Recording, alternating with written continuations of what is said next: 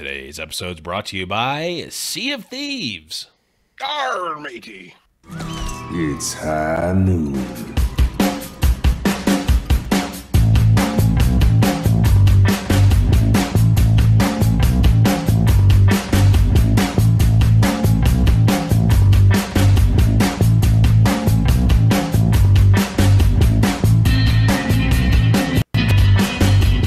Hello, everyone, and welcome to High Noon Podcast, the competitive Overwatch podcast. I am your host, Blevins. With me, as always, is Deathblow. What's up, buddy? Yes, Tracer.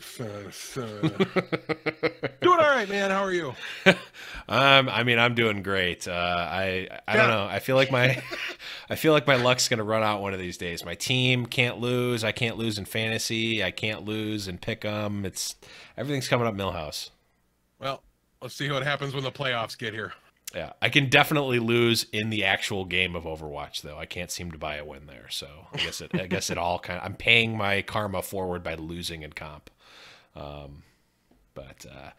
yeah, that's always good. But we are coming up into the last week of Stage 2, which is kind of crazy to think. So let's jump right into it and talk about what the show did and what the show's got going on last week and this week.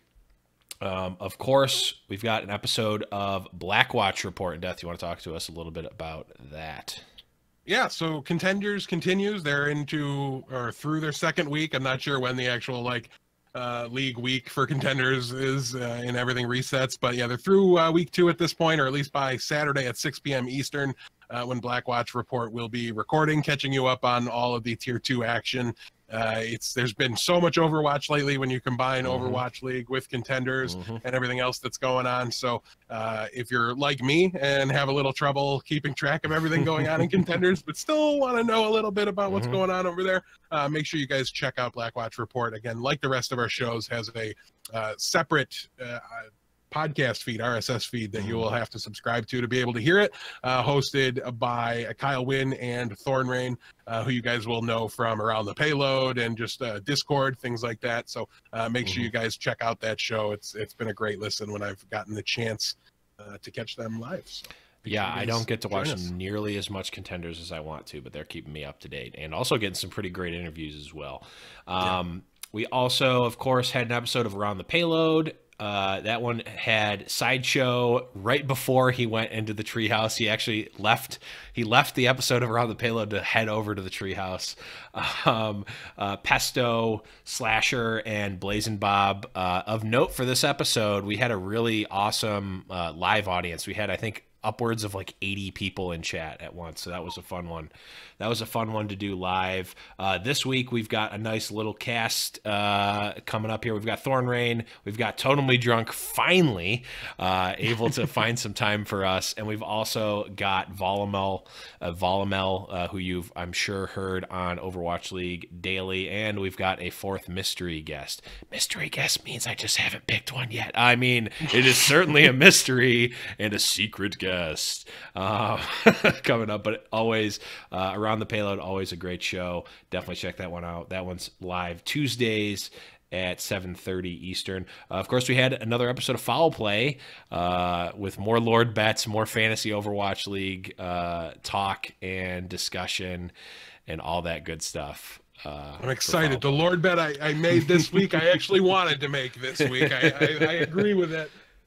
So I need a little redemption here.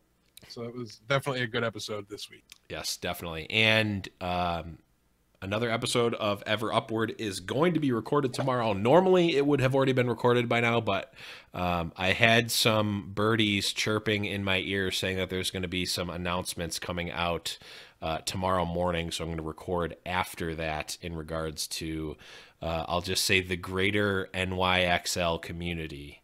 So that one's going to be I actually don't know the exact details of this announcement, but we are going to be getting... Is it that the Great Root Bear is going to be played in between matches? Because I love seeing him on those things. Yeah, it was great. It was great to see him on Watchpoint. The New York fan base back in New York is definitely... the Five Deadly Venoms crew. Yeah, doing it right over there. So big shout outs to the Great Root Beer and the Five Deadly Venoms. Making those of us without an actual home team in the Overwatch League, Yeah. very jealous. So, Yeah. I mean, we're in New York, so that kind of it doesn't count. We're like a million miles away. Yeah, we're equidistant to Boston and Philadelphia as well as New York. So and Chicago. Well, I mean, Chicago doesn't have a team, and Chicago's 2 hours further, but basically the same. Like Toronto would be more of a home team to us than the New York City team, to put that in perspective. But yeah, so obviously a full lineup for this week for the High Noon Productions crew. And next week is, I don't think we're slowing down at all. We're just going to have a little bit of a different twist on the shows. It's going to be more of a looking back. Yeah, we get to slow it down. It's actually great when we get the opportunity to do this with the week breaks. We slow it down and we end up with longer episodes. right. Yeah, we get to do kind of like a deep dive back on stage 2 and what happened and get caught up because everything's so fast paced that there's no way we can have every conversation that we want to have and that you guys want to hear. So the idea is that we get to use the week off to catch up and then use the next week after that to just solely preview and talk about what's new, what's changing, and how it might affect things. So and if stage 2 is any indication, lots of changes will be happening with every stage as the map pools differ and the metas change. The balance of power shifted so drastically this time around that I think we can expect it to continue to do so. Yeah, it's man, I thought this was going to be I'm so happy that it's turned out to be the way that it is, with everything changing and being so crazy and volatile performances and inconsistent performances and upsets, because I had a feeling, if you look at the history of Overwatch and competitive Overwatch, it's like it's been very dynasty based, not Soul Dynasty, but dynasty based. We had Cloud9 back in the day. Well, I mean, we had IDDQD, the player or the team, not the player, which sometimes, no, I don't think he was ever on the team, but it doesn't matter. We had that team that like never lost, and then they disbanded, and then Cloud9 won a million times in a row, and then Envious happened, and Rogue was in there as well. So where like 1 to 2, like there's 3 teams that never lost at one team at a time that never lost, and then everyone else is just kind of like very far below, which, I mean, some people are making the argument that that's kind of how Overwatch League is here, but on a week-to-week basis, we have definitely seen a number of upsets from all of the top-tier teams have had upsets against them thus far. I will say, as a fan of not the New York Excelsior, you guys are winning a little bit too much for me to like, as much as I love bare hands, I love the players, there's no hate for the team, but I do find myself just a little bit like rooting for the loss. I can't even help it. It's just, it's what comes from not being your team and being the best team at the same time. Like, I'm fine if they never lose again. As well as, well, of course you are. You pick them as your team, and you don't want to be wearing that hat for literally the next 45 years of your life. Yeah, I'm hoping. I want to change hats, maybe to a different Excelsior hat. Maybe by that time they'll have new hats, but it could be. But you will be wearing that particular hat for the rest of your natural born life. Nope. I'm gonna have the option to switch hats after this season. I know it. I can feel it. But we've already gone on a tangent. And we wanted this one to be quicker. But let's talk a little bit about what we did last week. Death, anything fun and exciting for you? I have been trying to keep up on comp a little bit. I've actually decided as well to group up with the Owl recap, and I asked like 4 times if it's Kinder or Kinder from Fragging Out, and I keep forgetting, even though I've like heard him on the show, I've heard it said there a bunch. Yeah. But he's going to be playing with us as well, and we're kind of forming, because podcasters have this, what's the word for awful availability, and it makes them like unable to reliably play for teams or anything like that. We've decided to kind of group up everybody that has a terrible availability. We'll just play whenever we get the opportunity, but trying to formalize things into a little bit of a team setting. I mean, Andres is there as well. I play games. I've been on a team with him in the past, so obviously that is a natural fit there. But I know like Bob and Mel want to get a little bit of that 6-stack learning experience and team play experience. So we're hoping to finalize that kind of roster a little bit there and then get started a little bit. But on the overall, I've been like watching these Sea of Thieves videos, getting very excited to role play as a pirate and yell at people with the proximity microphones and things like that they have. I going didn't know on. there was proximity Oh microphones. yeah, like if you just bring your ship up next to another ship, you can shout things at them. Oh, that's awesome. It's the game looks phenomenal. It's going to be so much fun. In theory, it's awesome. It's just going to be a bunch of people playing meme music over it, but in theory, it could be great. Yeah, it might be terrible. Action is coming. Action is coming. If you've ever seen the like PUBG videos against like Dr. Disrespect and Forsen and Tim, yeah, it gets real bad real quick. But yeah, I'm also going to be indulging in some Sea of Thieves tomorrow morning. I'm not going to be as hardcore pirate as you, Death. But tomorrow I've taken a day off of work. I am taking a nap after we're done recording so that I'm ready when the moment you're going to take a nap go in live. the second half of the show. It's just pirates. Yeah, I just have to do my Outlaws rant and then I'm just checking out. And, Yeah. and Yep, going into the bottom of the ship to go sleep in the sleeping quarters. But I've actually been playing Gwent, the Witcher card game of all things. I'm sorry. You know, I thought that I would have thought the same thing, but I'm like, I got sucked in. It's just Whatever you enjoy. As strategy gamers, it's really funny what random games will grab you. Yeah. I know you're a bit of a strategy gamer too. Oh yeah. Plants vs. Zombies Heroes just has my attention right now. I made a conscious decision to stop playing that game, Yeah. and have subsequently played more of it since making that decision than like ever before that. Strategy gamers, sometimes it doesn't make sense. Something just tickles your fancy sometimes, especially new games, and like the grind of a new game can definitely intrigue you. And I'm like, the long and short of it is Gwent is a really well done game, but the reason I started playing it is because I'm super intrigued about Artifact, which is coming out, but I'm not even going to get into that because I already get grilled enough for playing Clash Royale all the time. So we will move on. And before we do, Boolanger is mad at me for playing Gwent instead of Hearthstone. Bro, I guarantee you I have at least double the number of hours in Hearthstone than you do, so I don't even want to hear about it.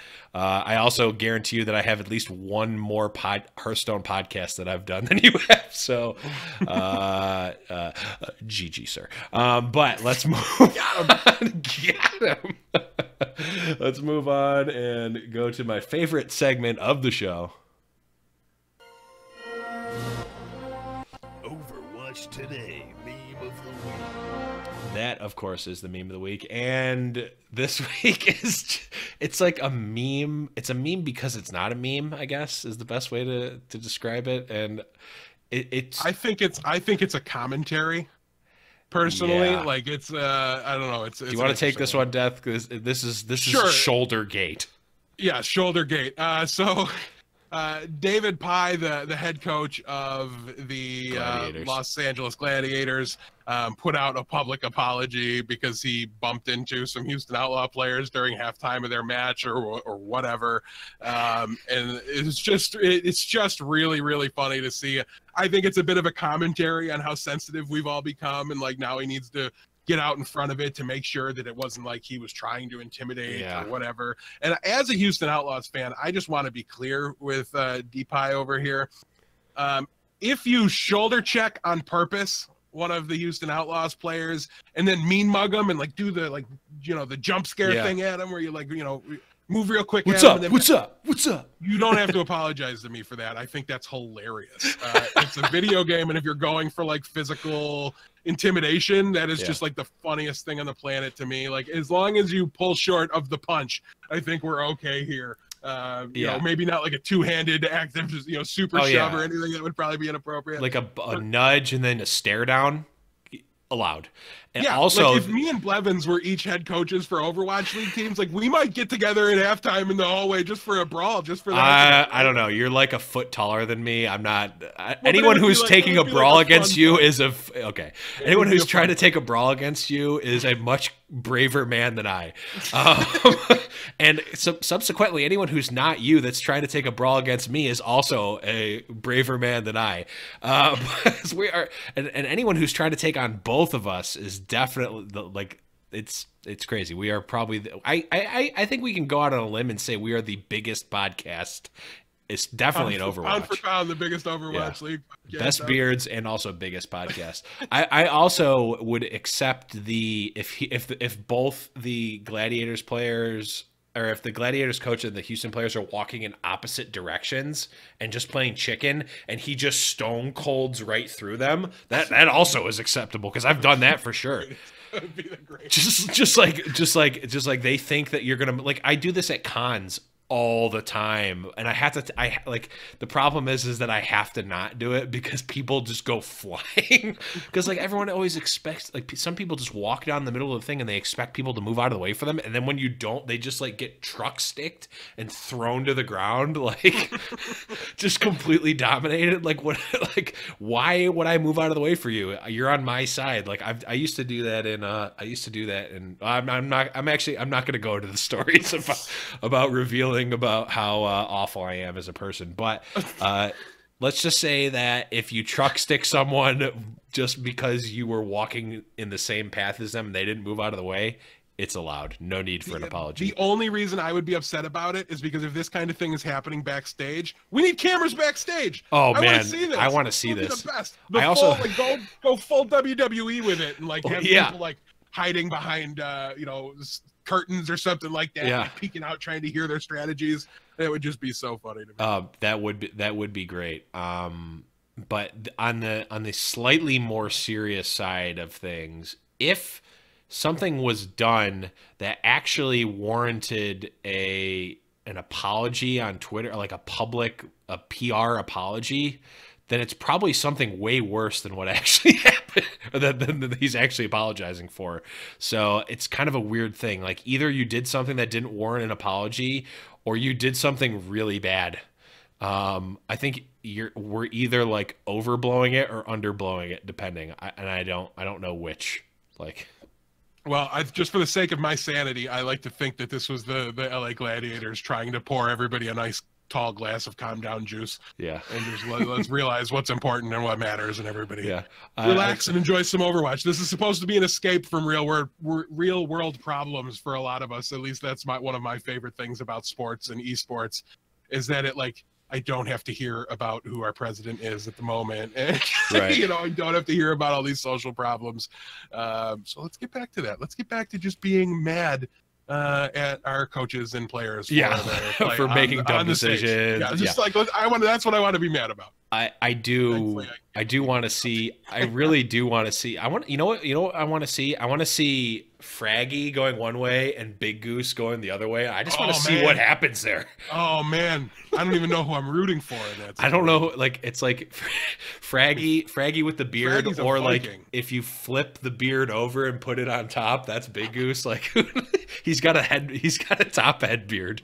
He's got an honorary top of head beard. He's also the biggest goose. I don't know who I would pick. I don't know who wins that. Fraggy's a Viking. That's no small goose. It would be. Oh, I know what would happen actually. They would, right when they're about to hit, Big Goose would boop Fraggy out of the way.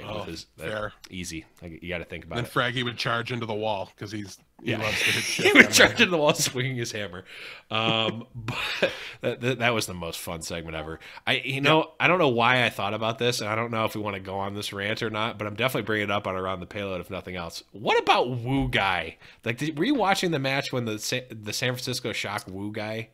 Did you hear that guy? I am very aware of the situation, but I had an experience that I think it was a Super Bowl, and there was a Woo Guy in the stands at the Super Bowl that was just ruining the game for the entire world, and I couldn't hear it. Something about my video, like, it just wasn't, and it was the same one with this one. And when I started to hear about Woo Guy, like it happened during the Super Bowl, it's like halftime, right? And I'm like on YouTube trying to listen for it and like make sure I can pick it out. And I'm like, what are these people? Oh, you can.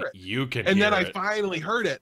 And then I couldn't unhear it. Right. It's like the Wilhelm scream in movies. Once you know what it is and you hear it, you can't unhear it. But for those of you who didn't hear it, this is not the actual Woo, but this is basically what it sounded like. For you, Death, that was Goofy. I still can't hear it. I didn't put. Yeah, that was Goofy the dog's scream, which is exactly what he sounded like. It was awful. Yeah, but I didn't. It missed me. I didn't register to me. It didn't affect me in any way. And I heard people in Discord in our live I event was chat, our live complaining tournament about it. chat, talking about it, and I just turned a blind ear to it because I learned my lesson from that Super Bowl when I needed to know what the Woo. And then the second half was ruined for me because it was all I could hear was Woo Guy. So I opted not to pay any attention to Woo Guy, and I was successfully able to completely avoid it. So Yeah, we need to get D-Pay in there to truck stick Woo Guy and get him out of there. Because that's Overwatch League linebacker D-Pay. Yeah. there's got to be a pun there somewhere, but we'll move on. We've already talked about random nonsense way more than I thought we were going to, and we're you know what, we're going to talk about even more once I find there's a little bit of nonsense going on in Overwatch League this week. It's not all our fault. This might be the right button, but it also might not be. Ooh, I don't know if I want to press this button or not.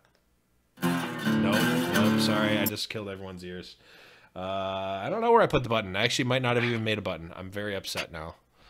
The high news? The high news section. That's my favorite. It's high news. There we go. That's what it is. We'll get the real one in next week. I had it last week. We've got a little bit of news here. Richard Lewis came out with an article, or wrote an article about the whole XQC situation. Minus 2 points. Yeah, I'm losing 2 points, but it is relevant here because I urge everyone to go out and actually read the article, because I think that there's at the very least there's a lot of evidence put forth in a relatively objective manner, with only a slight editorialization on it. So definitely urge you to read that and draw your own conclusions. But what is important here, and what's worth bringing up on the show here, is that what's mentioned that's new is that there is an appeals process that can happen on XQC, or the player's side here. So this story may actually be developing into something more, and something that could potentially be relevant to Overwatch League and the teams and the players. So in this particular case, it's only so relevant because, like, if you appeal the suspension, that's great. He's still not, like, on an Overwatch League roster. Right. But there's questions in other sports, like, you know, if XQC were to sign with another team, right? Like, everybody loves to, like, send every meme to the San Francisco Shock for some reason. So let's say he did sign with the San Francisco Shock. You know, it would be very likely that he would be suspended for 4 games upon signing that contract and coming back into Overwatch League. So an appeals process would be able to help him in the sense that if he could get it appealed and then sign with a team, then that 4 games wouldn't need to be served. So definitely relevant in this situation, because there's a very, very reasonable chance we've not seen the last of XQC in Overwatch League. But I agree with you in the sense that the biggest implications of this are going forward. It's not anything we knew for sure was there. Right. It's something that exists in all other sports, and really in just about every situation. After you graduate sort of high school, arbitration, if you're getting disciplined, you're going to have some form of appeals process. But it's great to just see that it is standardized. I haven't gotten to read that article yet. I did kind of start to, and just wasn't able to finish it. It is a little bit long, but it is definitely worth the read. I did read the whole thing. Like the bullet points are the appeals process, and then basically just showing that Blizzard was kind of sloppy with their investigation and their reasoning and whatnot. Nothing that's like, oh well, XQC was innocent or etc., but like just some like general sloppiness that like you would expect not to happen from a company or a body of power that is administering fines and regulations. So definitely read that and draw your own conclusions there. It's a good piece one way or the other. Other piece of news here is that we alluded to, or we talked about the allusion to Sombra nerfs coming to live servers, and they've been confirmed by nerfs have been confirmed by Jeff Goodman.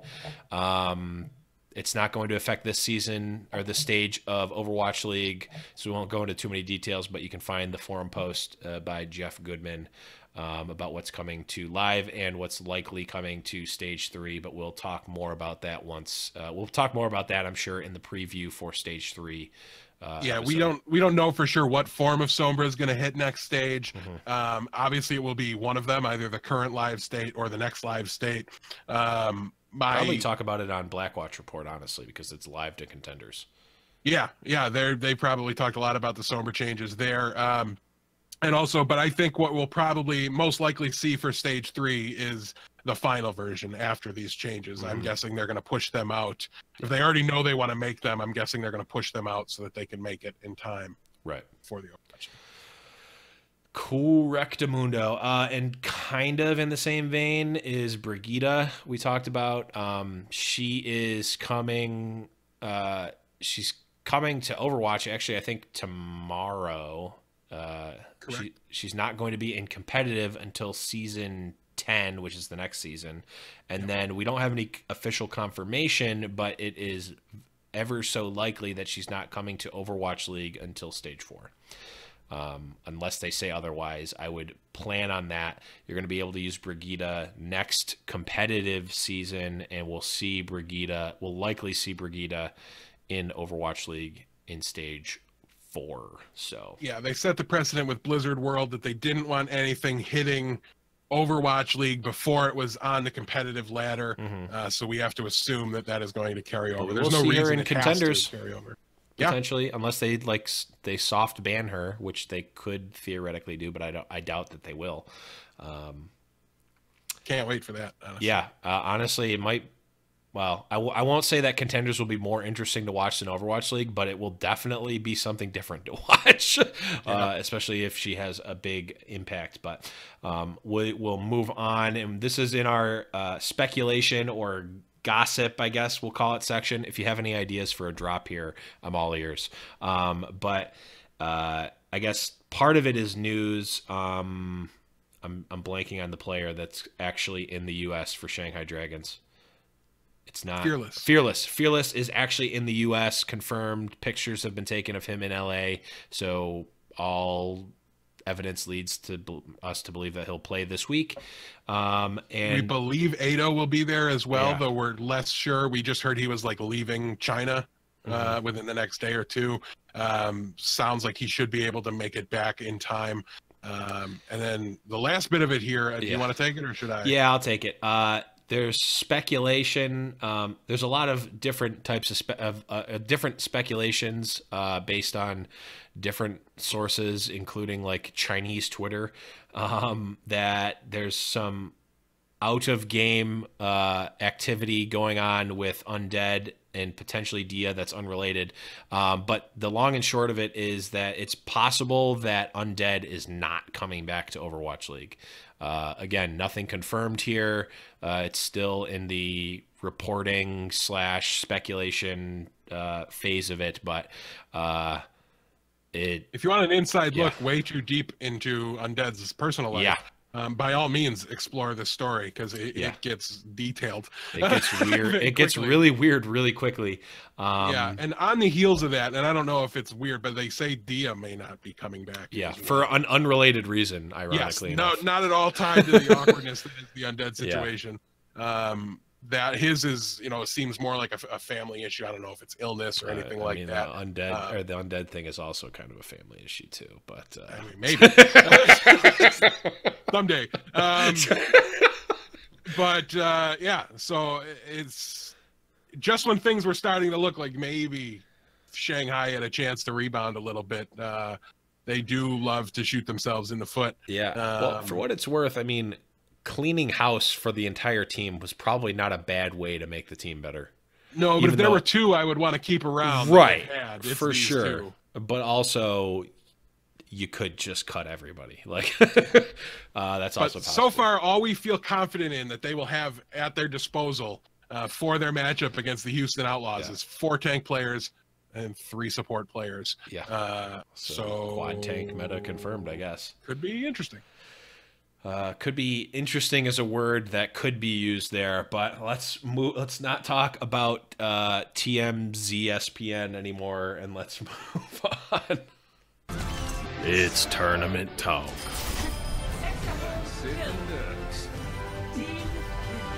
We will go over the results from last week, and I'm going to rattle them off here real quick. We had Boston Uprising 4-0 versus Dallas Fuel. New York Excelsior eking out the win 3-2 versus Seoul Dynasty. Philadelphia Fusion 4-0 versus Shanghai.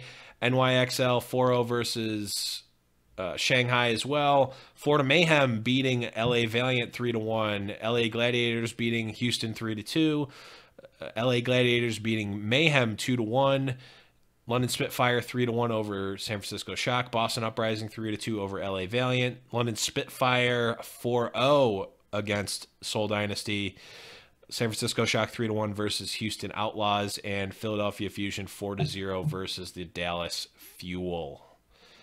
So, couple of different things to go over here with that week. We'll leave the Houston for last because I know you have the most to say about it. But there's a little bit of an interesting playoff chase here. Yeah. We've got NYXL, I believe, is locked. I don't think they can not get in, right? There's no...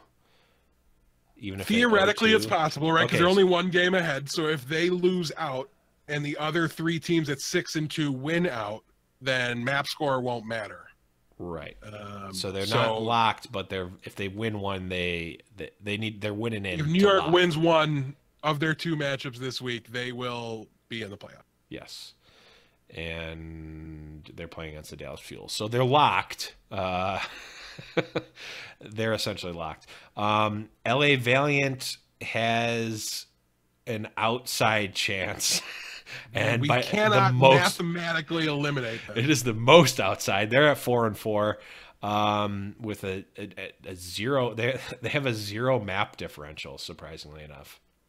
Yeah, It's dead 16. even. They would need, let's see, they're going to need the LA Gladiators, the Seoul Dynasty, and possibly the Philadelphia Fusion to all lose out, to lose both of their matchups this week. Them to win out, and then I think they would still need a little bit of map differential help. So Yeah, they're the Philadelphia Fusion of stage one. We have to list them, but it's not going to. It's even less than that because they are relying on Shanghai getting wins, I believe. Probably. Yeah, over London Spitfire, I think. Yeah, there's that. But realistically, it's going to be a race here between, obviously New York is likely in, and then there's a three-way tie for 2 spots between London Spitfire, LA Gladiators, and Seoul Dynasty, with the added caveat of Philly being 1 game out of from them. So there's some scenarios where Philly gets in the mix too. And actually Philly plays against LA Gladiators here, so that match is probably extremely important in this mix up too. It will be. Philly was going to need to get the win against the Gladiators, and I'm blanking on who their other matchup is off the top of my head. Los Angeles Valiant. Oh, so Valiant, okay. So they're going to need to win probably both of them, at least one of them, and then get a ton of help. Like they would have to 4-0 the Gladiators. Honestly, that's a very good start. If they 4-0 the Gladiators, suddenly they're very, very into it.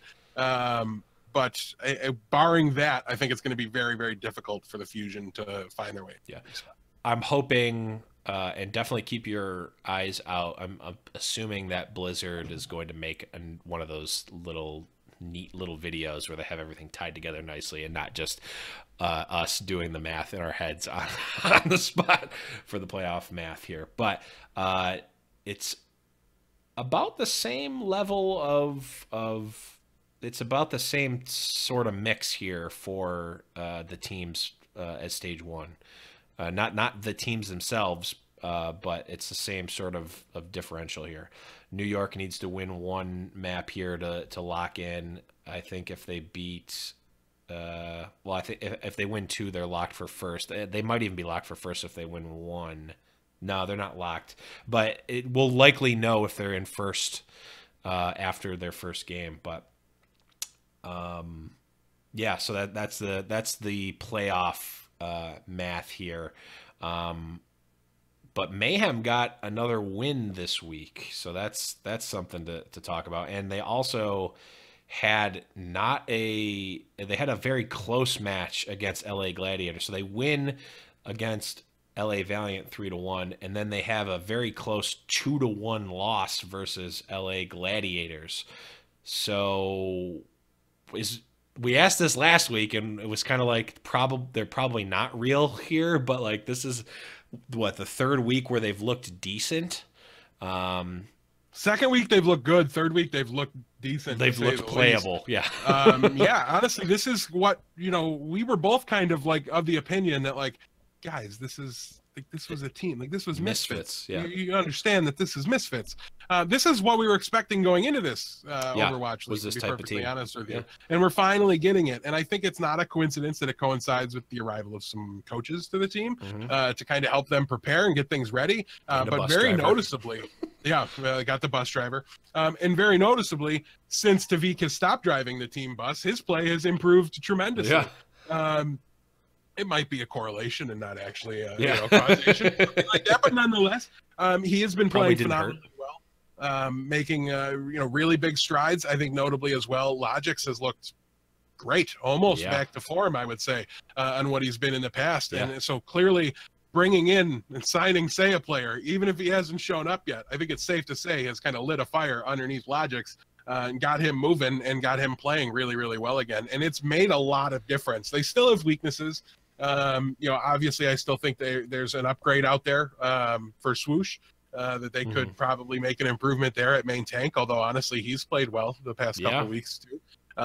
So I don't think we're looking at like a role switch situation with him. I don't think we're looking at cutting him or anything like that, which maybe was definitely on the table after stage one. Definitely not cutting him until they fill up the roster, right? Like right. Yeah, there's no until you hit 12, and I don't think they're going to hit 12, to be honest, just based off what they've done so far. They'll be up to what, 9? 9, I think, is right. Awesome. So they would have to player as well as Zappis, right? Yeah, that's 3 extra. Yeah, that's those. I think that's it for them. So, I don't expect 9. I don't expect them to be cutting anybody or anything like that. But, I do expect Awesome Guy to maybe give them another little bit of a boost. And then all of a sudden, they're a pretty scary team. They've really only had one weakness that I've seen over the past couple of weeks. It's been glaring, and they've been pretty upfront about it. And that's, hey, we're bad at Hollywood. We've been bad at Hollywood since we were Misfits, and we're still pretty much Misfits plus Zappos. Guess what? We're still pretty bad at Hollywood. I do think though there's something they can look at there, like maybe if Logix is on fire, maybe you don't take him out. Maybe, I mean, I know they said they want to lean on triple tank because their strat's been bad, so they want to lean on something that's a little more forgiving. Having all that extra HP on your team is a little more forgiving, but now that that's clearly not making them any better on the map, maybe they just let the hot players play. I don't really know. That's going to be up to the coaching staff. Either way, I'm just glad that now Florida Mayhem matches are exciting and really, really great to watch. It's nice to see Tavik get back to form a little bit. He's been a very exciting hype player for both of us. We've both been big fans of his since he went by Pluppy. Since the literal beginning of competitive Overwatch. Yeah, so it's really great to see him back, and he's been even good on Tracer, which is something that we really haven't seen from him in the past. I thought he's shown some of the better Tracer of his career so far. So all in all, I think the Florida Mayhem are, not a playoff team instantly. You know what I mean? They've done a lot of damage to themselves. But yeah, we might be. They're in a position now where if adding, say, a player and adding Awesome Guy does level them up. I mean, listen. Do I think Awesome Guy is Fissure to part 2, where he joins the team and levels them up to instantly playoff contention? No, but I don't necessarily think that's what he's going to do. But he's got a chance for sure. Like, you can't rule it out. And we've seen how important main tank play can be. So if the DPS can keep it up, this team is at least capable of scaring anyone. Even when they've lost recently, it's been, they had to get reverse swept by Houston. They reverse swept Dallas themselves. Like, they've been involved in some exciting matchups, and maybe not against the top tier teams in the league right now, but that's all they're missing. And I think the top tier teams have taken notice of it, right? They're now taking them with a level of seriousness that maybe they weren't 3 weeks ago. So maybe you don't see London play the B team against them the next time that matchup happens, something like that. Although London loves to shoot themselves in the foot and play their B team when they shouldn't. Anyways, It's been their MO since the actual preseason. But yeah, I mean, many of the top, even Korean players have said that like one of the scariest players that they play against in scrims or that they see is Logix. Like it's just, we've seen him like turn off sometimes. You know, everyone talked about how he just couldn't play on land for the longest time. Well, I think I tweeted out a picture that I think summarized it perfectly. It was that he got Monstarred from Space Jam. The Monstars came in, they took his talent from land, and he finally banded together with Michael Jordan to get it back. He's got the talent. It was mostly Bill Murray. It was like 5'6" Bill Murray. But Bill Murray had almost no function in that entire movie. How dare you? How dare you? But nonetheless, anytime we get to talk about Space Jam is a good episode for sure. But yeah, no, I think a lot of I think they started out weak. They've had some weak performances, I think, and you could almost tell from like the demeanor of Logix, like when he's on stage, when they used to do the the intros and stuff, like he was never really into it. It was really Swoosh and Zappis and Zuppe and Zappis and Tavik that were really kind of initiating that sort of goofiness, and then Logix was just kind of there. It just seemed like he was kind of out of his element like that. But I think he's now kind of gotten acclimated to it, and he's not even just the like being awkward about it, but like I think maybe he just had jitters or something, but I think he's kind of gotten over that. Yeah, they seem a little superstitious to me because like now that they've won, they've stopped doing the intros. You know, but I think that's a morale thing, right? And I think it was really well done and smart by them, right? Like when you're going out there and just getting crushed, right? They'd only won against Shanghai before the matchup against Dallas. It's got to be tough, and it mentally tough for sure. So, great on them to kind of recognize that they needed that kind of pick me up to keep them sane, to keep their spirits up. Mentality is a big part of competitive sports and gaming. So I think it helps them a lot. And I love that they're cutting back on it now that things are turning around, right? They don't need that. That doesn't need to be a crutch for them. So they're definitely taking things a little more seriously now. And it's great to see. I think it's great for them as a whole to kind of get this turnaround, especially before the players unlock, right? Because this certainly started before Zappis showed up, and he's only playing on Hollywood right now, where they're admittedly just kind of throwing him in because like we're so bad at it that we might as well try it. And that's to me, when you make those subs that don't necessarily make sense, we've talked about this before, is when you're just like bad at something and you just throw anything at the wall and see if it sticks. And it feels a little bit like what they're doing here. So I don't know. I'm very hyped for Florida. Again, it's just one of those scenarios where like you don't want to have like those Shanghai matchups where it's a little tough to watch, or if it's timed after a match that was really hype and went to 5, and you know what I mean? Like it's a bit of a downer to like Florida versus Philly was actually a pretty good match, but it was like, it's not the same level. Like bad Philly showed up and like we just had to win it in for the playoffs. Like, It's like, why is this even airing? Play this one off stream, please. Right.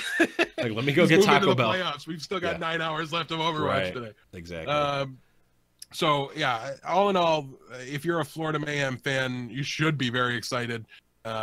It's seems like it's going to be your time to at least.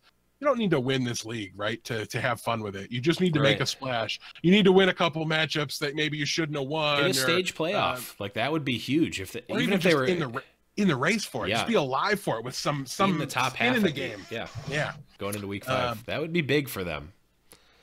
Because I think right now they've been a meme. I mean, they kind of made themselves a meme a little bit, but they've been a meme.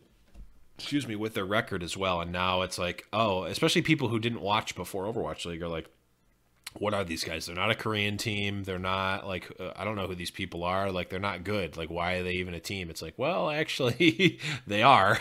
You just haven't seen it yet and they haven't shown it. But now it seems like they're starting to get back to form.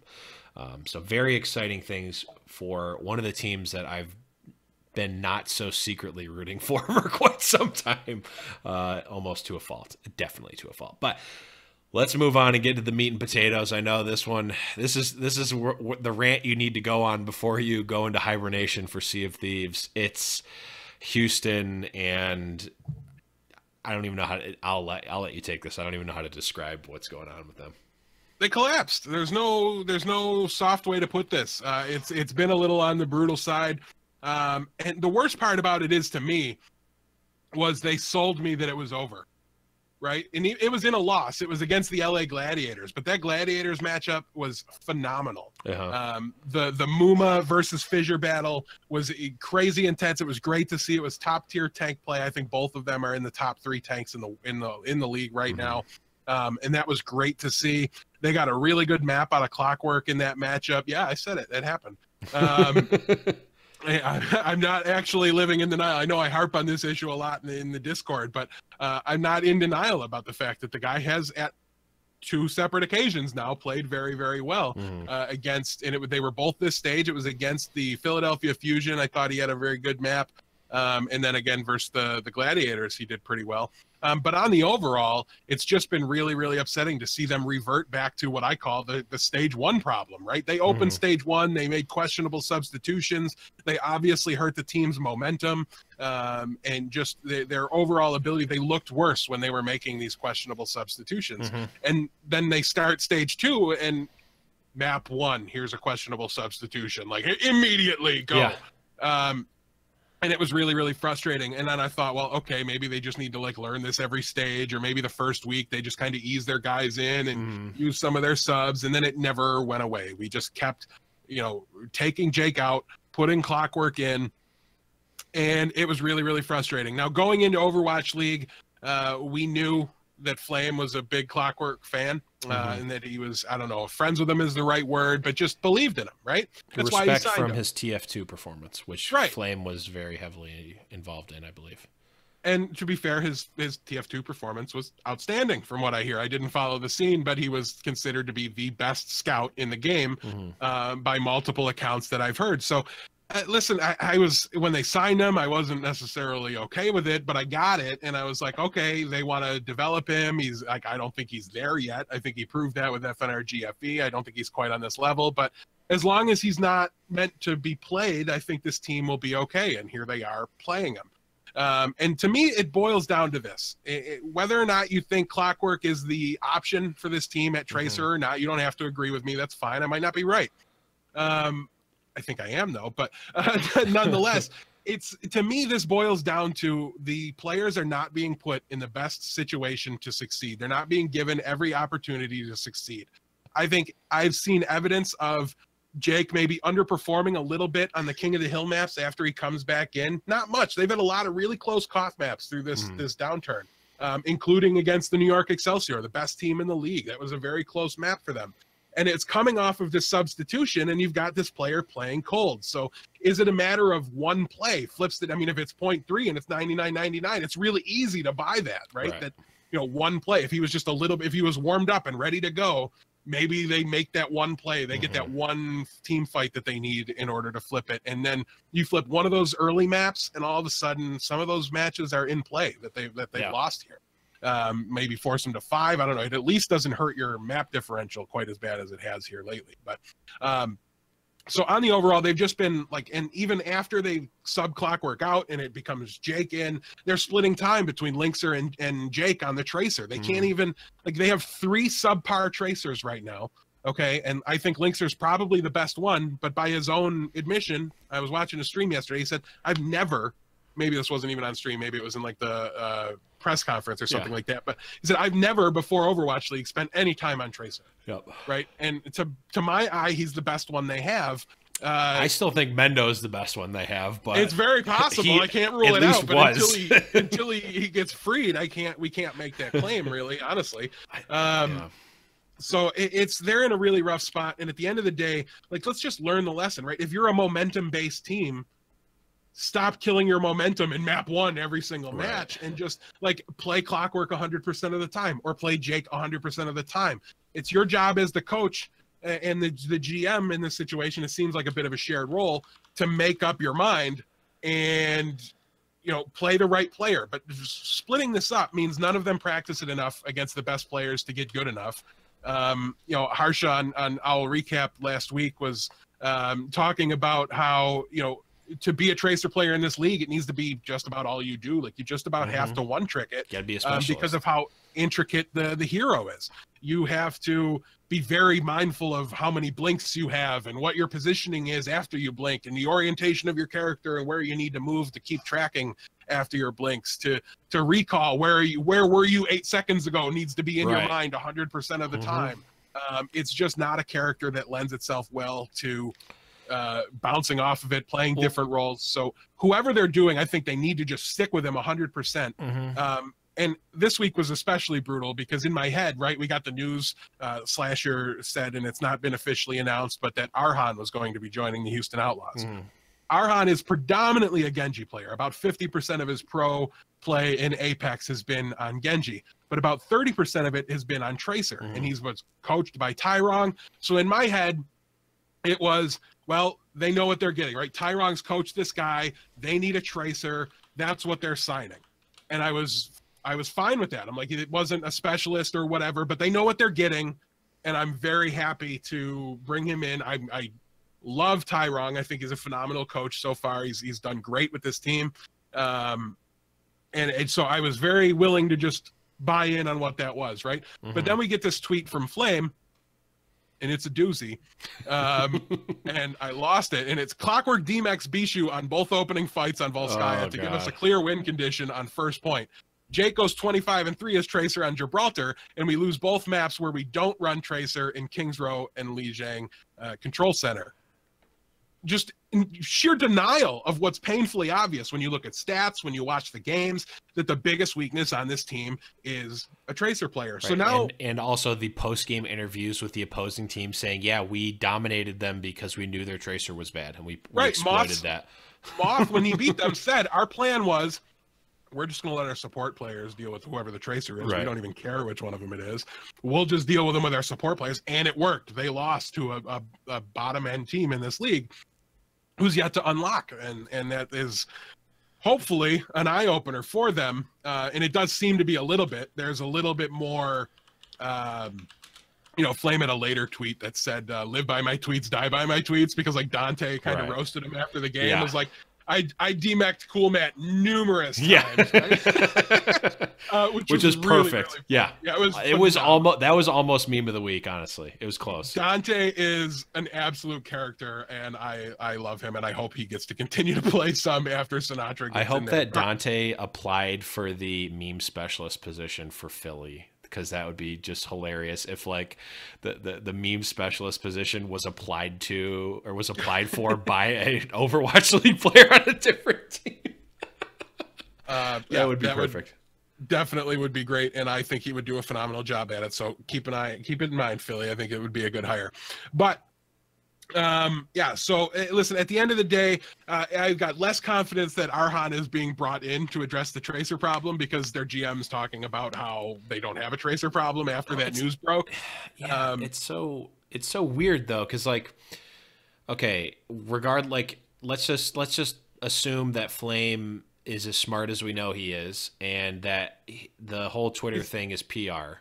Because he's not like any negativity about Flame. Like the man is clearly good at his job. He built a phenomenal team. He just got one position wrong, and that doesn't one player one position that we didn't necessarily think was going to be, because like we've seen good Tracer play, but it hasn't been like, oh, this is this next level, like the SBB, the Soons, the effects of the world. Like when you we never saw Tracer, and to a similar extent Widow, we never saw these heroes be like, oh, when you get to S tier you actually dominate teams. And like there's been a lot of A tier play for a lot of heroes, and it's been like, okay, well, if we've got A versus A, we're good. We're A versus A, or like if it's a slightly better A versus A, we can make up for it with tanks or supports. It's like when you have S tier Tracers and S tier Widows, it's like the game is over. You can't compete with A's versus the S. It doesn't work like that. We haven't really seen that before. Maybe in Apex, but we haven't seen it before here.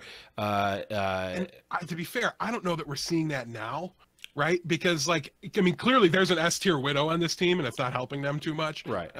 But at the same time, like, Tracer's more relevant now in this meta than she's been in past, and she's always kind of been the most important hero. But at the same time, like, I do think you can have an A tier Tracer, and as long as you have the S tier tanks, you know what I mean? Like, as long as your S tiers are somewhere else, but I think it can be okay. But right now that we're talking about like a D tier Tracer, right? Well, I think the S tier Tracer, right? Well, what I was going to say is like they don't have an S tier or an A tier Tracer, but I don't think going into Overwatch League we knew that it was going to be necessary to have a very good Tracer, and also like what is Mendo doing on this team if not like because like why did he even get picked up? If he's in fairness, I had complications with my wisdom teeth. It is a brutal experience. Those are behind him now, so it's going to take him a little time to get caught up. That was like over a month ago. So like if it's still health, he was not clear of it until 2 weeks ago. Okay, that's fair. Okay, if it's a health thing that I don't want. Oh, okay. They couldn't remove them, and there was like an insurance issue, I think, kind of delaying everything and just kind of keeping him locked up. And it was a little bit miserable experience for him. So, but to me, it boils down to this. And listen, we've seen enough of Clockwork. In my mind, I'd seen enough of him in Contenders, but we've now seen enough of him that I think everybody can just like the guy's just not quite there right yet. So, yeah, to me, it comes down to this: is Flame more interested in being right or winning a championship? Because if he's more interested in being right, Clockwork will remain on this team through the rest of this week, and but playing Clockwork is not going to prove him right. That's the problem. No, but in his mind, if in his mind he's still a top tier Tracer in this league who's just in a downturn, right? We might keep him, and then he'll continue to play him, right? If he stays on the roster, I think he's going to continue to play. It's sunken cost fallacy. Is clear. Right. What I would do if I had control of this team is I'm sorry, Mendo, that you didn't get to play. We have issues and we're not sure you can fill them. And I think there's players out there I'm more confident can fill them. So I would cut Clockwork. I would cut Mendo. I would sign Nene or Davin or some other Tracer specialist whose entire life revolves around blinking around the map. Who are you's not old enough yet. No. Also a Genji player. But it's just so you've already got Arhan coming in to kind of be your backup projectile Genji Linkser position. You might not have a clear backup Widowmaker, but you can get by without Widowmaker if you need to, I think. So I would cut those two and bring in, like I said, a Tracer specialist, and then get yourself another support player. Another support player that you can bring in and complete your 12-man roster to unlock you for internal scrims, and you can keep everybody. They've got 3 supports. Yes, I want them to have 4 so that they can do internal scrims. Oh, right.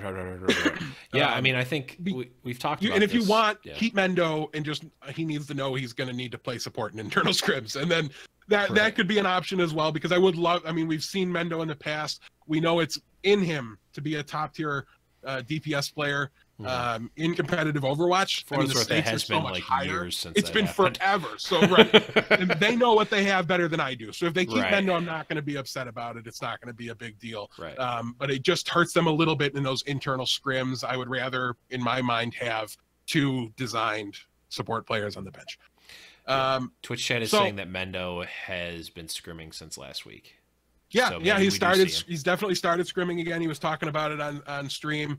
I guess he filled for XL2 for a scrim or something like that, and played Tracer for them there, and then went over the results with Tyrong and looked pretty. He said Tyrong was impressed with his Tracer play. Was the way he worded it. So I do tend to think they're going to free Mendo against Shanghai. It's just such a softball matchup, especially if Ado's not there yet. Especially, I think they're not going to be too afraid to try it against 3 tanks and 3 support players. It's even throwing one map against it. If it goes horrifically wrong, it's okay. Well, go back. Here you go, Jake. And we won't even know that it was the plan and that they deviated from it, because it'll just look like they're trying Mendo in that one map Tracer spot instead of Clockwork. And then if it's brutally bad, just here's Jake. Just go back and get the win. It's teams have dropped maps to Shanghai. Nobody will panic if they do lose a map to Shanghai. But yeah, I don't know. Anyways, that went on very, very long. The moral of the story is just everybody needs to swallow their ego, take an unbiased look at the stats and the numbers and the eyeball test, and watch Sideshow these did a games. really good job of going through that, by the way. A great job. And there's I'm not going to read it because it's 7 tweets long, but there's stats that him and Bren went through, sat down. I'm assuming had to have talked to Captain Planet to get some of these stats and things like that. And it just boils down to, it doesn't matter. Like, we can beat up on Clockwork at the end of the day. Jake's numbers aren't much better. They are a little bit better, but they're not much better. Linkser's numbers aren't good enough. I think they're a little bit better still. It's been a while since I read that. Plus, you're taking someone out of a position that you want them in and putting them somewhere where you need to fill a crack, and you're going to have like a similar problem. I mean, maybe on the overall, you're better as a team if you move Linkser over to Tracer and then put Jake on Linkser's spot, but like, that's a band-aid for a gaping wound. Yeah, and at the end of the day, it just like they can't even make up. They think they have a Tracer, but at the same time, they can't make up their mind about who it is because they're playing 3 different people on it.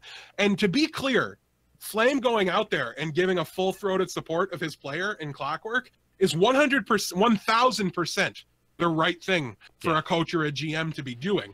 The problem isn't that he's supporting him on Twitter.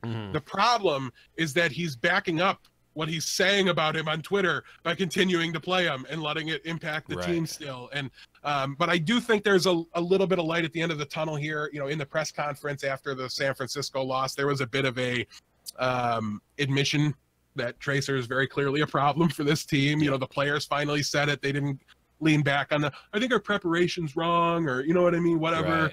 Like they said, Clockwork's good, but his style isn't panning out here. It's not what this meta needs, and the lack of an effective Tracer in this meta is killing us.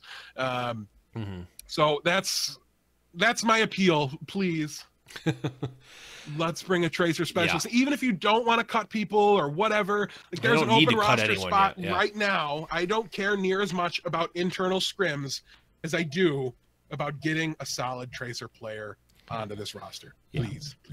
Yeah. Good night, everyone. Good night. Yeah. Now I'm going to go on my mini rant that I forgot to put in the notes, but I remembered when we were talking about this.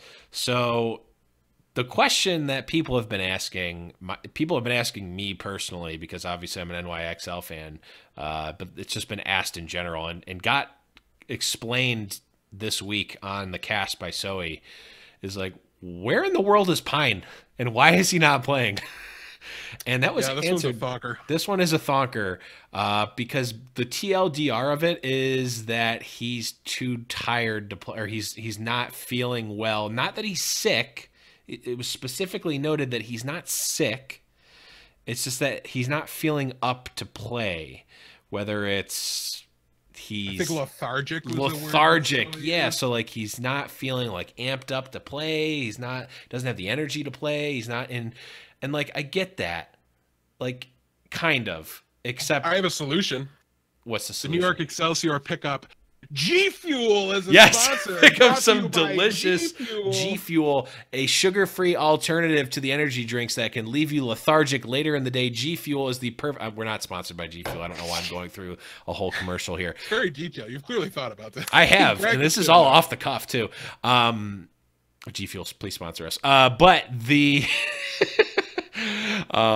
here's what I'll say, Pine, and believe me, I know this more than most people, that if you don't have a regular routine and you're not exercising enough, you can be lethargic. And I don't know what your schedule is, but I know that moving to a new place, being in another country, you fall back into bad habits for health and exercise. And Pine, I want to challenge you here because I'm feeling the same thing here.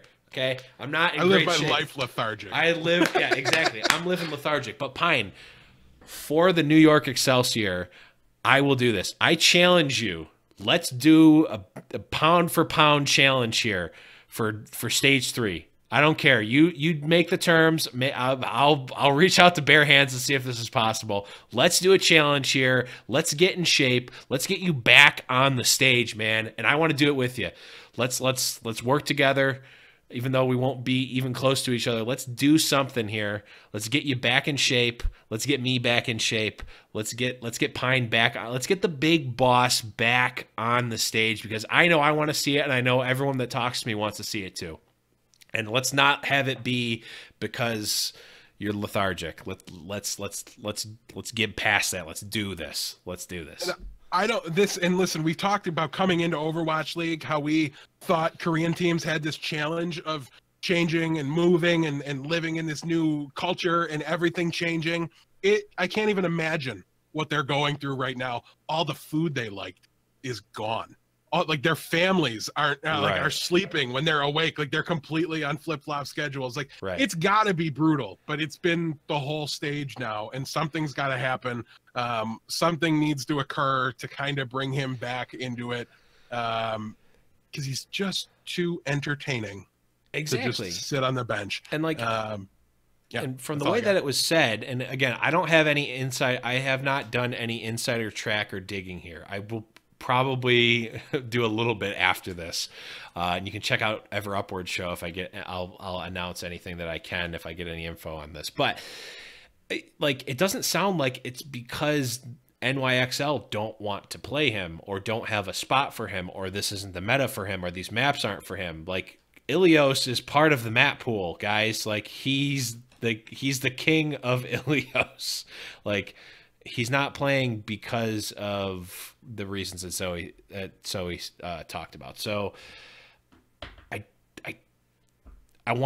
don't want it to get to that. I want to do my part as an NYXL super fan to try to help the team get Pine back, because I want it. I just want to see it. I want the team to do as well as they can, and I think that involves Pine playing some amount of the time. So that's all I'll say about that. For now, I will keep everyone updated, unless I get completely and utterly denied and called an idiot, in which case I'll just say they never responded. But let's oh man, we are. Yeah, we're gonna do a fast break it down today. We are gonna do a fast break it down, but we're gonna pause really quickly here for a break of some sort. We'll be back in just a second. This episode is brought to you by the High Noon Podcast Patreon page. If you want to go above and beyond the Call of Duty and support the show, head over to patreon.com/High Noon Podcast. Okay, we are back, and we are ready to... Oh, let's break it down! Break it down, yes. Like Deathbow said, we went on way too many... we went on like an old-style HNP episode number of tangents in the first half of the show. They were relevant, though. Some of them They were about the weekend. Yeah, the later ones were. The later ones definitely were. The early ones, yeah. But, the old school High Noon Podcast fans, I'm sure. Somebody asked for a 5-hour episode. We're just trying to make the fans. We're getting it there. We're going until Sea of Thieves comes out. But let's talk about these matches for this week, last week, before the playoffs, or I guess this is playoffs week technically. But we've got LA Gladiators versus Philadelphia Fusion here, and I'm going to call this one out first right off the bat. I'm calling this my flip of the week here. You've got Gladiators with the Cowards 3-0. I've got Philly with the 3-0 here. The 73% of the fans are in favor of the Gladiators. What's the scoop here, Death? I mean, I'm just buying what the Gladiators are selling. I'm all about them right now. They are a phenomenally fun team to watch. They are pulling out all the stops. I think their coaching looks to be top tier. Just the lineups, the things they've prepared for, had ready to go for the Houston matchup, the crazy lineup where their only support player was Hydration on Lucio. Shaz was playing Genji. Like, everything flipped on its head for that point, and it was glorious. I wasn't even mad while it was happening and beating my team. It was so funny and impressed. Not even funny, just impressive, to be honest, that they had that worked out. They look to me to be the team to have flipped it. Like, we were all looking for that team that was going to get better in stage 2, and people said Seoul. No, it's the Gladiators. I'm buying what they're selling. I can't predict Philly here with how inconsistent they've shown. no matter how good EQO looked in their last matchup on the Widowmaker. I'm buying the EQolizer here. I just got it. I can't root against him. Shadowburn, he's a thing of the past in my mind right now. I mean, obviously not, but Philly is like they do still have the consistency problems, but not in the same way that they did in stage 1. Like we're seeing like mediocre Philly, not bad Philly. I don't like worry me that they're going to lose to Shanghai or like Florida when they were bad, right. But I think they're inconsistent enough they could lose easily to this Florida team. We might even be getting there. Oh no, they're not. No, not yet. They played early on in the stage. I mean, I think that would be a good match right now, but I think that's because both teams are good. I think both teams are good here. And honestly, like I don't fault anyone for picking either team here.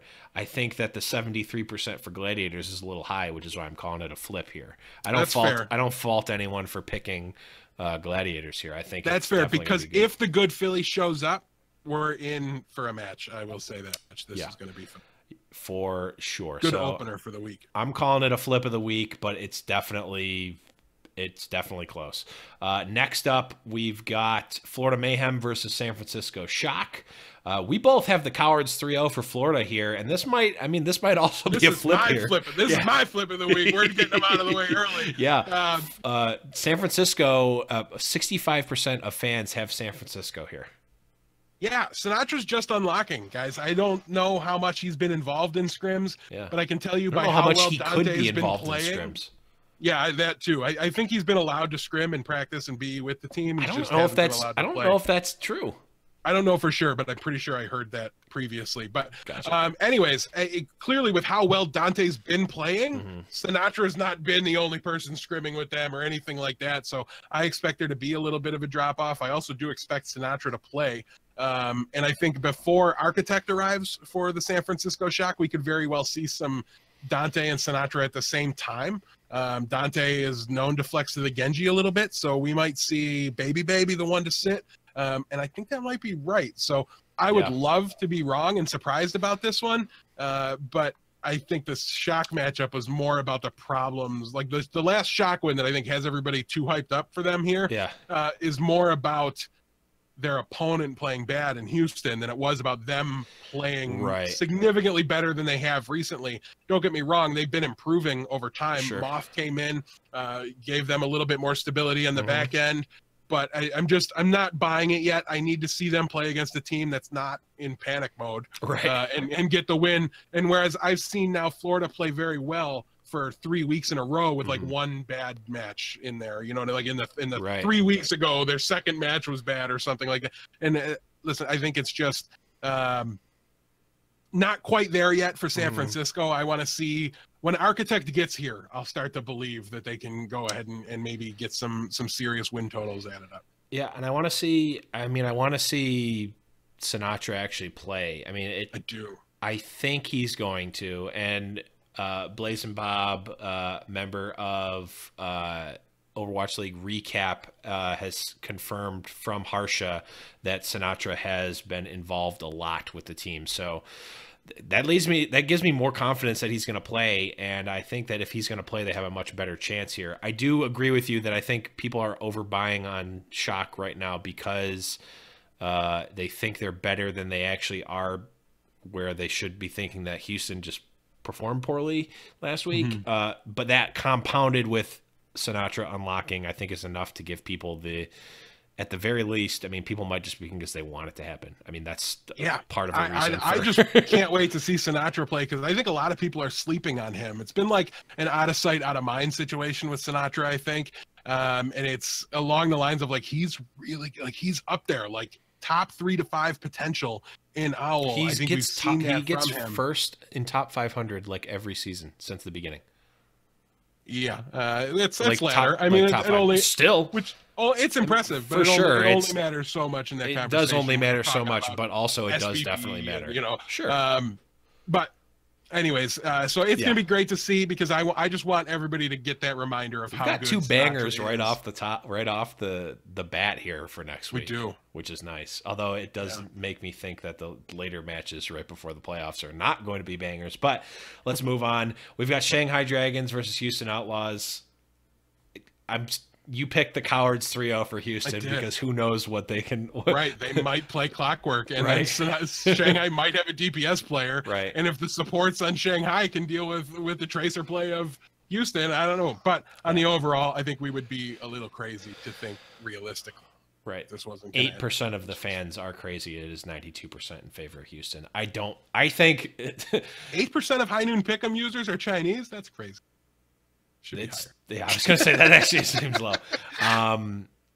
Yeah, if Houston loses this one, I'll tell you what, I'll take it if it gets what I pleaded with Flame for earlier in the show to happen. If they just take my advice in exchange for a loss here, you can have it, Shanghai. There you go. Thursday, Houston's playing again, but they're playing against the Seoul Dynasty. We've both got Seoul at the Cowards 3-0. 96% of fans are in favor of Seoul. I just don't think Houston is in the position that they were in stage 1 to actually. No, we're going to lose this one. Yeah. We're going to lose this one. Moth and Sleepy, we're good enough to deal with our tracer line. So I think Toby and Jayhong might do okay. This is going to be a Seoul win. Yeah. Next, we've got NYXL versus Dallas Fuel. You've got my patented 5-0 for New York here. Hey, Skirt. I am. I'm. They lost it. They lost the map in stage 1 to Dallas. Dallas is in shambles right now, but that doesn't mean that they can't pull something together. And we've also seen, as much as I love New York, they've shown that they can drop a map to basically anyone. So I'm picking the Cowards 3-0 here. Although 100% of the fans at the time of me checking are choosing New York here. And they ain't scared either. You no, scared. I'm superstitious when it comes to New York. If Rascal was on your team, you wouldn't play him because you're a coward, sir. That's true. That's true. Hold on. I will not play Rascal if he's on my team. Wait, I'm getting a text from Hastro that says I'm hired. Weird. But let's move on. There was another meme that I almost picked for meme of the week. It was the Gru's plan meme, and it was pick up Rascal, who's a top tier Genji player, need a Genji player, play AKM on Genji. Play AKM on Genji. It's like, okay. But last match on Thursday, San Francisco Shock versus Boston Uprising. This one's going to be another potential banger here. You've got Boston 3-0. I've got San Francisco here 3-0. 65% in favor of Boston here. I think this is another basically a coin flip here. Though I do think you can probably edit this is one where I would suggest you edit your pick based on how San Francisco does on Wednesday, because if they look really good, I'd go ahead and flop. If you picked Boston, flip it. But if they look real bad, flip it to Boston. I think this is one where you should probably wait here to see how they play with or without Sinatra. I don't think you need to wait. I think you can go ahead and lock in your Boston pick right now. Listen, Boston, what I laid out at the beginning of this stage of like maybe they're just like resetting because they need to like learn these maps from scratch, the meta from scratch, and being that fresh slate team, and we saw that, right? They were playing Kalios and Note together on the tank line, and we were still seeing them get better, and it was making us question, like, was Slasher right? Is there turmoil going on? Right. Is Gamzu's job in jeopardy? Is he going to lose it? And Kalios played well enough to ask that question, and Gamzu played well enough to answer it. Gamzu came back and almost had 300 fantasy points for a tank. They crunched this weekend. Yeah, I think Boston is at the place they were at the end of last stage, and that would be potentially able to make some waves if they made it into the playoffs. Right. Here. It just took them 2 extra weeks to get there, unfortunately for them. Yeah, like they didn't flip and start to look really dominant and like take the surprising matchups, because the surprising matchups weren't on their schedule, and their actual main tank was out of the country. So with Gamzu back, I don't see this as being close. Sinatra might give them the chance to pick up a map, so I'm a coward and I pick it 3-0. I mean, I just see untapped potential here for Shock.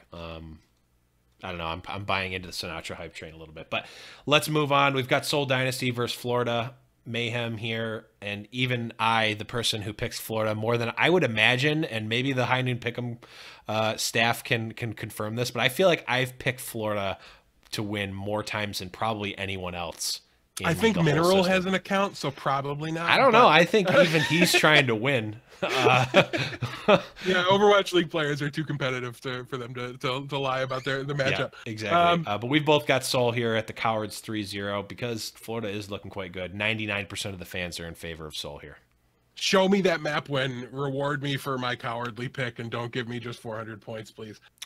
Yeah. This will be a big statement for Florida. If they're close, here, then I think we can get really hyped about them next stage. I think if they're competitive in this match, you will next stage 10 wins. That is true. 9 wins. Me and New York. I actually, you know what, I might be wrong. Pesto Enthusiast probably has picked them more times than I have because he's a bigger Florida Mayhem fan than I am. I like it. I didn't actually do that on purpose. That was me subconsciously making the pun. So it's come full circle now. But let's move on. Philly Fusion versus LA Valiant here. You actually picked an uncowardly score here of 3-1 for Philly. I've got Philly 3-0. 76% of the fans are in favor of Philly. Yeah, LA is in a weird spot right now, and they're very difficult to pin down. Yes, the Valiant are in a bit of a weird spot right now. I'm blanking on who their matchups were last weekend, but I do remember being a little disappointed. Yeah, it was Florida was one of them, and the other was against Boston, which they also lost. Yeah, so losing to Florida and Boston, not a good look at this point in the stage. I mean, I don't think losing to Boston is, like I said, I think they're there. I think with Gamzu, they're right there. So I'm not worried about that per se, but Florida's not there yet that you should be a playoff team and like dropping that match. Like it's okay to like be competitive or like honestly, like the worst case scenario, the worst acceptable scenario is what Houston did. And that was like, oh crap, we're down 2. All right, get serious. Let's go. Yeah. Like get it back and pull off the reverse sweep. Like that was even, I was like, ooh. Right. They didn't even look like Florida came out and won it. They were up 2-0, I think, and then it was 2-1 and then 3-1, I believe, if I remember correctly. I think that's right. It was definitely up 2-0 because I almost tweeted at Pesto Enthusiast. Or no, actually, I think I did tweet Pesto Enthusiast something about Florida being really great and him sticking around. But I think Philly, I think that the mediocre Philly, which seems to be the new basement for how they perform, is gonna beat LA Valiant. It seems like LA Valiant doesn't look that much different. If anything, they kind of improved with Kareev actually playing DPS, but it seems like everyone else has kind of just passed them. Like And LA's getting weird now too. Like they're like not committing to the Kareev situation. Like he's splitting time, support, and DPS a little bit. Agilities is coming in and going out, and like just make up your mind on what your base 6 is. And like I've said it a couple times now, you figure out your base 6, and then once their shortcomings and their weak maps and stuff are figured out, and you can identify them, then start to make your substitutions in to try to make some changes there. I really think that's the best way for these teams to go about it after seeing a good portion of horrible sub choices. Even if like it's the correct choice for their team to have Kareev splitting time between DPS and support, it's not helping him, right? Like being like 85%, an 85% support and an 85% DPS is way worse than having 100% DPS and 100% support. Like having the same person do both things does not help you. And the Valiant are number 4 in the standings right now. Do what's best for you long term. Right. What has you be the best team at the end of the regular season. Right. And I think no matter which way they go, I don't expect it to get so bad for them that they're worried about their playoff spot. Although maybe they are, because Boston and LA are on the outside looking in right now, and those. And who knows what Florida could do this stage? I mean, I don't. Well, but they're not going to. I don't think they're going to get themselves into the playoff.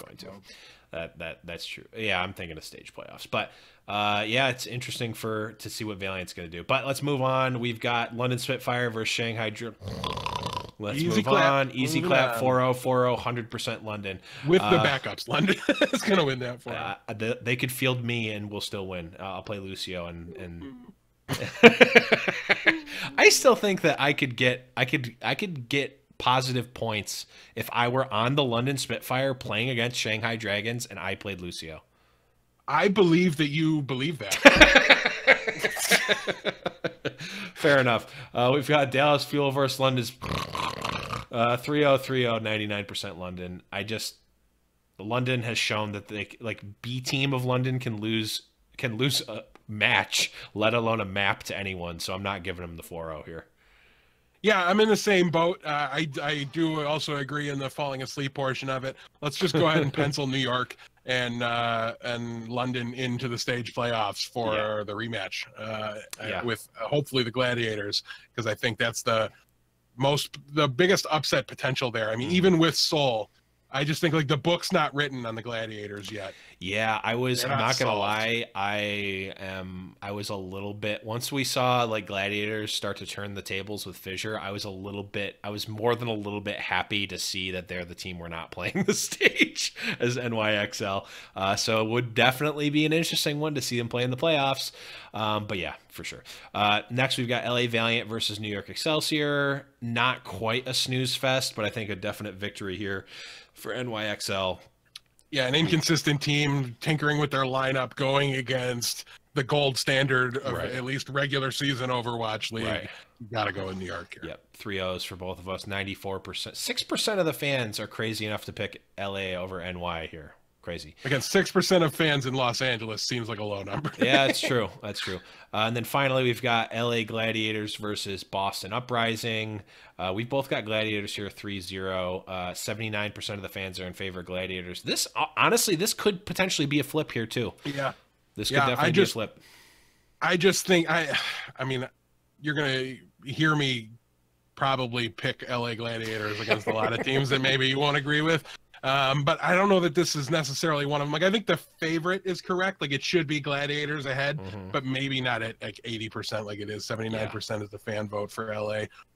This is a really good chance to go really, really close. And from a fantasy perspective, I love this matchup because I do think they're going to trade punches quite a bit. There's no way Boston's going to just roll over here. They could definitely surprise and take the match, but I just like LA a little bit more here.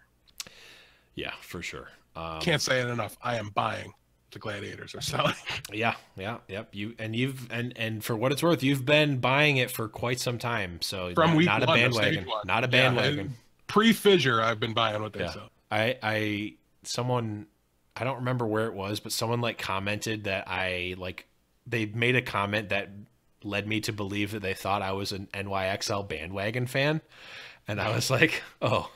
Sweet Prince, you have no idea. You were basically a New York fan from the moment they hired Bare Hands, because he was he would hang out with us in Discord and talk a little bit before the Overwatch League started. When he had time on his hands, I'm assuming is the difference. He used to interact with the show a lot. Yeah. I know he is not in last place in our power rankings contest that we're doing, and he submitted New York XL first place, and then 11 through 12 everybody else, not last place. He didn't even type out the names of the teams, so only one of the teams gets counted. And he's not in last place. So Bare Hands, we love Bare Hands, even if I announced that I root against New York a little bit in my heart now. It's only because of how good of a job he's done. Oh, if Bare Hands trimmed his beard? Well, not since you saw him, but since before we saw him. If I ever see Bare Hands clean shaven, New York. No, not clean shaven. But yeah, so that is going to bring us to the end here, unless we have some iTunes reviews, which I believe we do. We have one, yes. We have a 5-star review from Jester OW, a Discorder. I believe also a patron too. Thieveser, yes. Is he a patron? But yeah, I know he's been playing Sea of Thieves for a while. There's a Jester and a Joker. Actually, I think it's Joker. Yeah. Oh, Joker could be the other guy. Now you've got me second guessing myself. But either way, regardless of who you are, Jester, we really appreciate the 5-star review. My number one Overwatch podcast is the title. Easily one of the best Overwatch podcasts out there. If you're looking for a podcast that delves into the pro and competitive scene with a little witty banter on the side, then look no further. Blevins and Death, thank you for getting me through my long days at work. You guys are awesome. Hashtag Greenwall. Yeah, for sure. I love everything about that. It is definitely a great review. First word to the last. And Jester, thank you so much for that. And I actually, before we go, J-Man 1954 Kappa brings up a good point. We should predict what do we think the playoffs are going to be? Who are you picking? Who are your top 3 and who are you picking to win it? I'm going to give you my winner right away with a big old shields up. I'm taking the Gladiators to go the entire way and win this thing. My top 3, though, I think it's going to stay what the top 3 is right now. I think it's going to be Gladiator, Spitfire, and Excelsior. I do that forgetting exactly who the Gladiators matchups are this week. I should have given this some thought. Boston and Philly.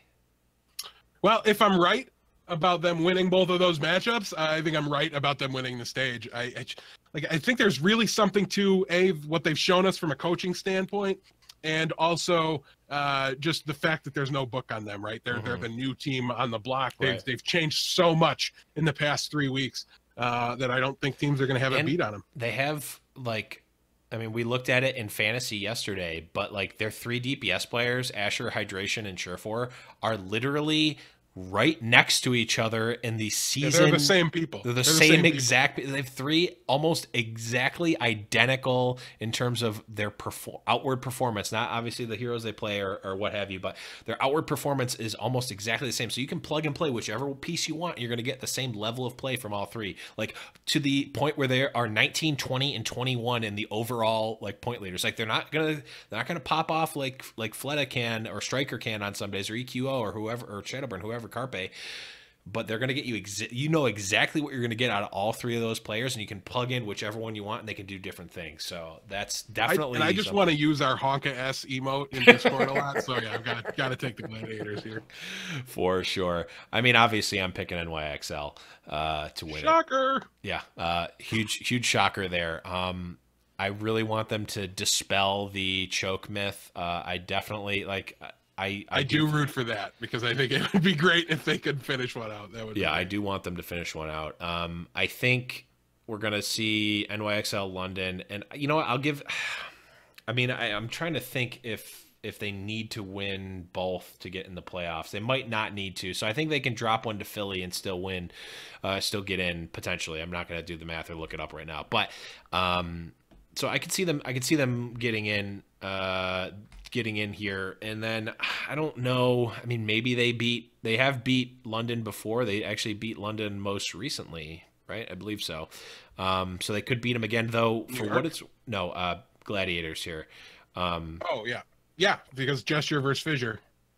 Right, exactly. That's hype. I need to see that. Yeah, that would be a good one. So I think NYXL is going to be number 1 seed. We're going to see LA versus London, and I do think that match is going to be absolutely hyped because Gladiators won the last time they played against each other, and there's obviously the Fissure Gesture, that whole thing.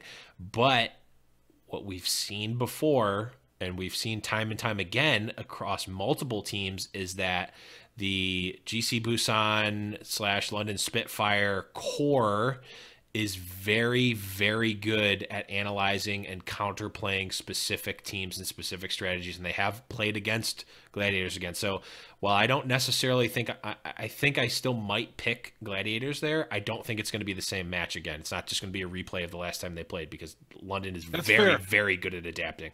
Yeah, I was going to say nobody's better at the rematch than the London Spitfires. Right, exactly. And then I would love to see a NYXL Gladiators finals, and then obviously NYXL is going to win that one. But so both of us are counting out Seoul. That's pretty surprising. I would not have even 1 week ago anticipated a playoff Seoul in it. They didn't make the playoffs last stage either. Got 4-0'd by London. It brutalized their tiebreakers.